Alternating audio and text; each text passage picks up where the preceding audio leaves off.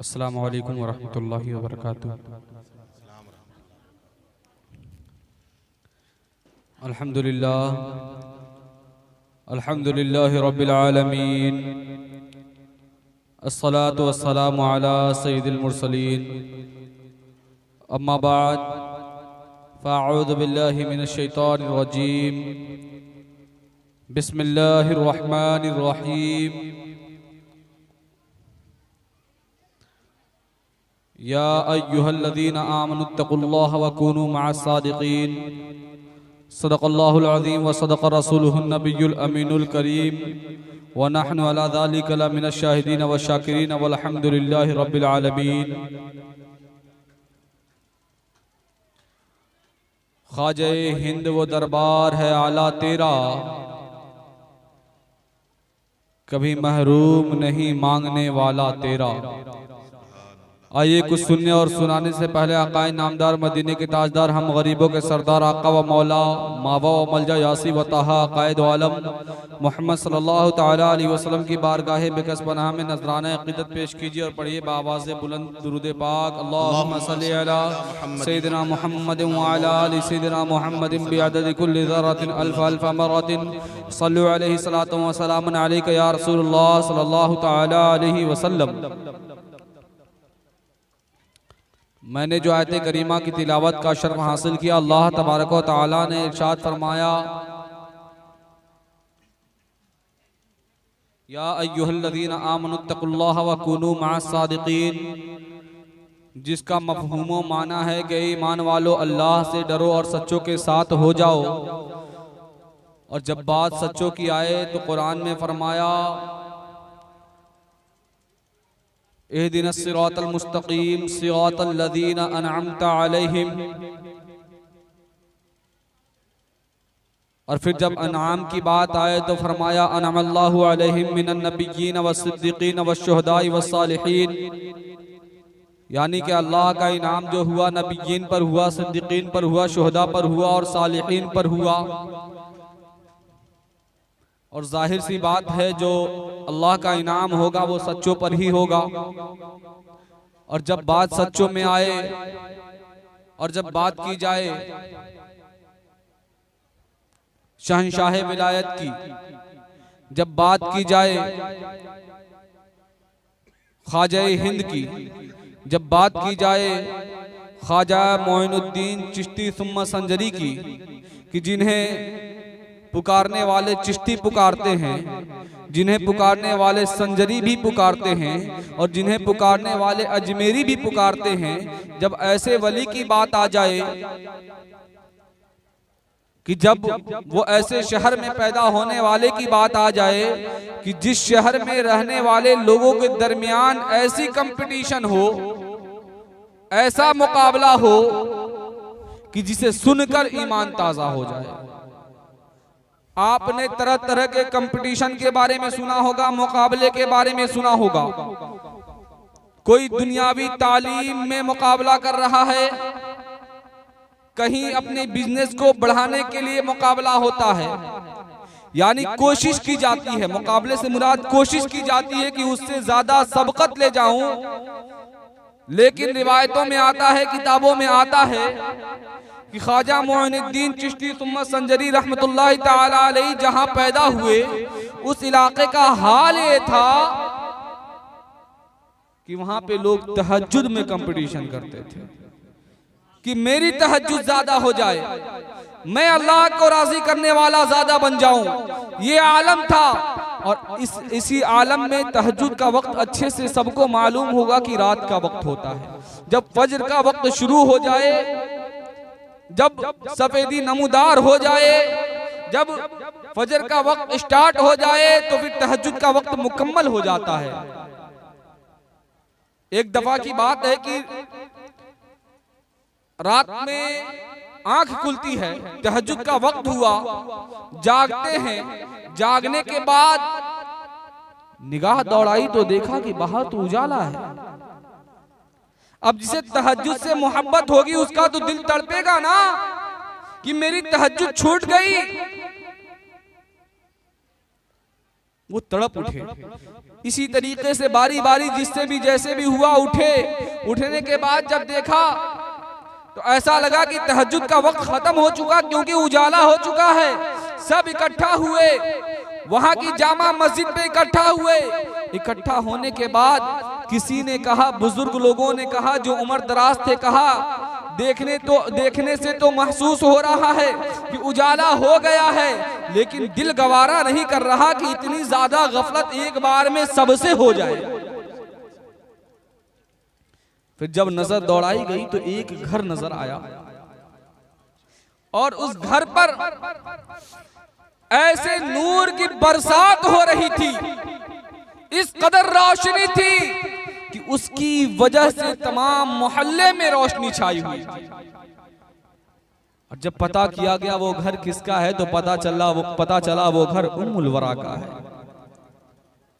लोग अभी मुंतजिर थे कि दरवाजा खुला और आने वाले ने खबर दी कि इस घर में मोइनुद्दीन तशरीफ ले आए हैं। ऐसे माहौल में पैदा होने वाले ख्वाजा मोइनुद्दीन चिश्ती की क्या शान होगी। और ये जो एक मिजाज बन गया है,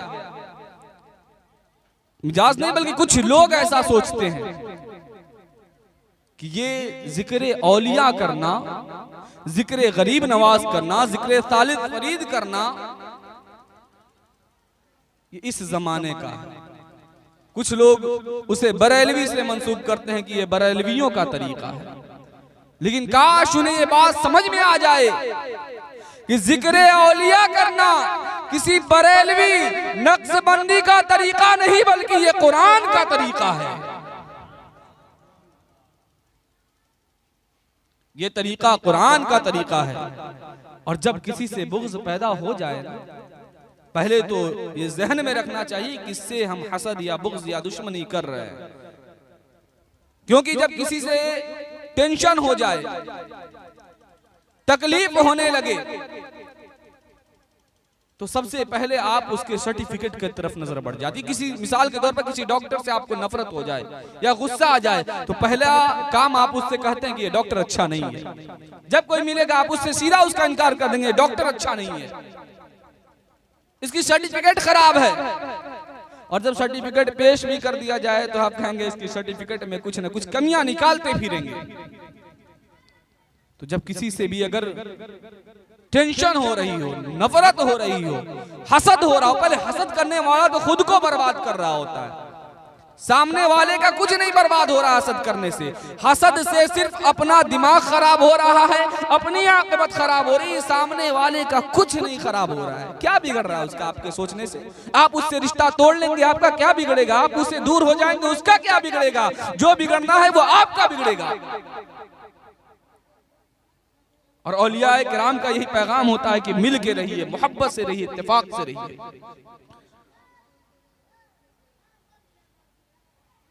छोटी छोटी बातों को लेकर झगड़े झंझट न पैदा कीजिए, इंतशार पैदा मत कीजिए।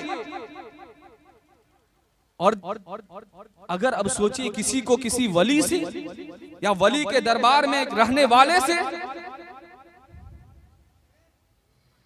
दिक्कतें हो तो वो कहां से कहां तक पहुंचेगा। एक डॉक्टर से दिक्कत हो जाए तो वो उसके सनद का इनकार करता है, जहां से उसे सर्टिफिकेट मिला उस पे उंगली उठाता है। तो वली के दरबार में रहने वाले पे अगर उंगली उठाया जाए तो आप कहां तक उठा रहे हैं, सोचने की जरूरत है, समझने की जरूरत है। आइए वली की ताजीम, आइए पता करें ख्वाजा गरीब नवाज रहमतुल्लाह ताला अलैहि की ताजीम पूछना है तो आइए बरेली के इमाम इश्क मोहब्बत इमाम अहमद रजा खान से पता करते हैं। आपकी बारगाह में किसी ने लिखा, फतवा मांगा कि अगर किसी शख्स ने अजमेर शरीफ को सिर्फ अजमेर लिखा तो क्या हुक्म है। उसका एक हिस्सा मैं फतवे का सवाल और जवाब का आपके सामने कर रहा हूं। पूछा किसी ने अजमेर लिखा तो क्या हुक्म है, तो इमाम इश्क मोहब्बत इमाम अहमद रजा लिखते हैं, फरमाते हैं कि अगर किसी ने इस वजह से लिखा क्योंकि वहां पे ख्वाजा गरीब नवाज रहते हैं, इस वजह से उसे अगर अशरफ न समझा, मोतबर न समझा और अजमेर लिखा तो वो गुमराह और बदमजहब है। और आगे फरमाते हैं कि उसने अनजाने में कर दिया तो महरूम है, वो उसकी कम नसीबी है। तो जहां अजमेर शरीफ को सिर्फ शरीफ ना लिखा जाए तो ये फरमाते हैं कि उस अजमेर शरीफ में पहुंचकर अल्लाह तबारक व तआला सबको अक्ल सलीम दे। और एक और चीज जो आम हो रही है कि वहां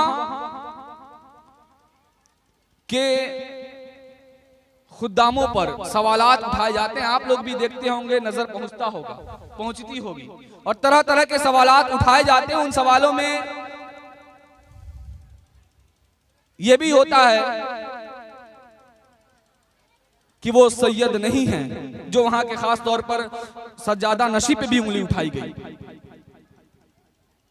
तो उन तक ये पैगाम पहुंचा दिया जाए कि इमाम इश्को मोहब्बत खुद फरमाते हैं, किसी और की बात मैं क्यों करूं, क्योंकि खुद को बरेलवी कहते हुए अंगुष्ठ नुमाई की जाए तो जरूरी है कि इमाम अहमद रजा के फतवे को ही सामने पेश किया जाए।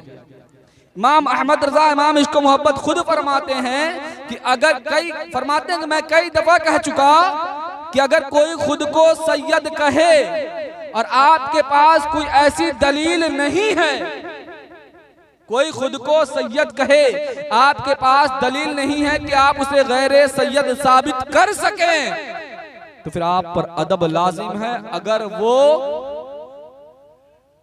कुफ्र और शिर्क की तरफ न बढ़ा। आप पर अदब लाजिम है, महज किसी बिना पर आप उससे इनकार नहीं कर सकते।